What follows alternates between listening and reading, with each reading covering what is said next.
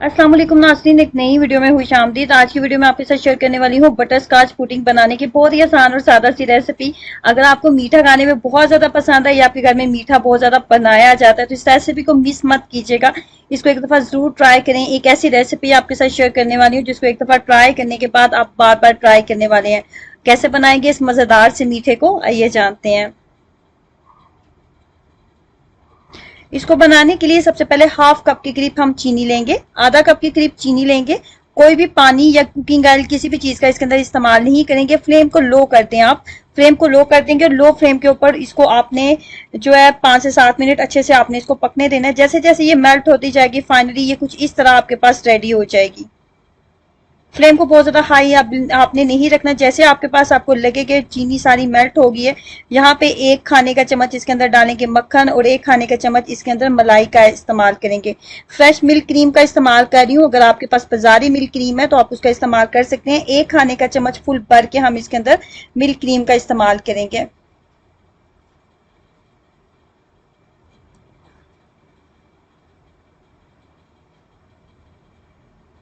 अच्छे से मक्खन और मिल्क क्रीम को इसके अंदर मिक्सअप कर लेते हैं।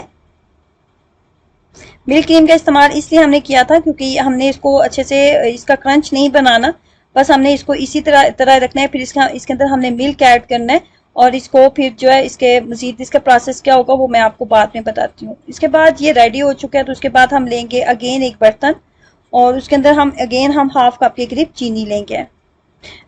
फ्राई पैन का इस्तेमाल कर रही हूँ। उसके अंदर अगेन मैंने हाफ कप के करीब चीनी ली है। चीनी लेने के बाद इसको भी लो फ्लेम के ऊपर मेल्ट कर लिया था। मेल्ट करने के बाद इसके अंदर मक्खन जाएगा और 1 मुट्ठी बराबर बादाम जाएंगे।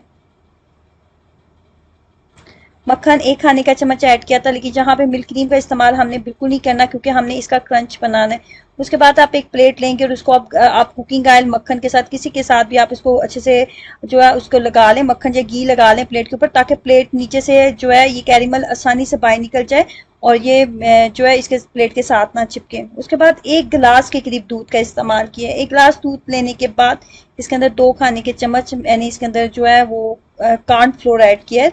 2 खाने के चम्मच इसके अंदर कॉर्न फ्लोर जाएगा। कॉर्न फ्लोर को अच्छे से इसके अंदर मिक्सअप कर लेते हैं। जो सबसे पहले हमने कैरेमल तैयार किया था ना, उसके अंदर वो उसी के अंदर ये देखें, ये बिल्कुल बहुत ज्यादा ठंडा हो चुका है। ठंडा होने के बाद इसके अंदर मिल्क क्रीम ऐड की थी तो ये इसका क्रंच नहीं बनेगा। मिल्क क्रीम अगर आप ऐड कर देते हैं तो इसका क्रंच नहीं बनेगा। जो कॉर्न फ्लोर वाला दूध था ना, 1 गिलास हमने लिया था, वो हम इसके अंदर ऐड कर देंगे। फ्लेम को आप आग को हम जला लेंगे और इसके बाद ये फ्लेम को बहुत ज़्यादा हाई नहीं रखेंगे, मीडियम फ्लेम के ऊपर, मीडियम से भी थोड़ी कम हम रखेंगे और इसको अच्छे से हम पका लेंगे। 3 से 4 इसके अंदर जैसे आपको लगे कि उबाल आने लगे हैं, बबल्स बनने लगे हैं, तो बस आपने इसको उतार लेना है। बहुत ज़्यादा हमने इसको थिक नहीं करना। उसके बाद ये जो है ये भी बिल्कुल ठंडा हो चुका है। उसके बाद ये हम क्या करेंगे, इसको प्लेट से उतार लेते हैं और इसको किसी भी जिप पैक में ऐड करके तो इसको किसी भी बेलन वगैरह की मदद से आप अच्छे से इसका क्रंच बना लेंगे।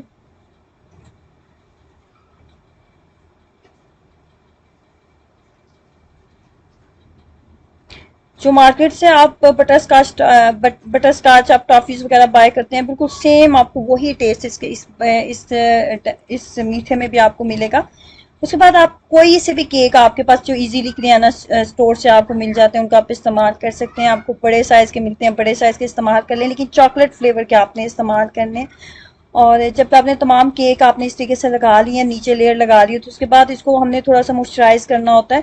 मॉइस्चर के लिए हम इसके अंदर जो है मिल्क का इस्तेमाल करेंगे। नमी के लिए हम इसके अंदर मिल्क का इस्तेमाल कर रही हूँ। मिल्क आप 2 से 3 खाने के चम्मच इसके ऊपर डालते हैं और उसके बाद जो हमने कॉर्न फ्लोर वाला मिक्सचर तैयार किया था वो इसके ऊपर अच्छे से हम फैला लेंगे और लास्ट में हम बटर स्कॉच के से इसे बटर स्कॉच के साथ इसको हम गार्निश कर लेंगे और उसके बाद 1 से 2 घंटे के लिए इसको फ्रिज में रखेंगे ताकि ये अच्छे से चिल हो जाए।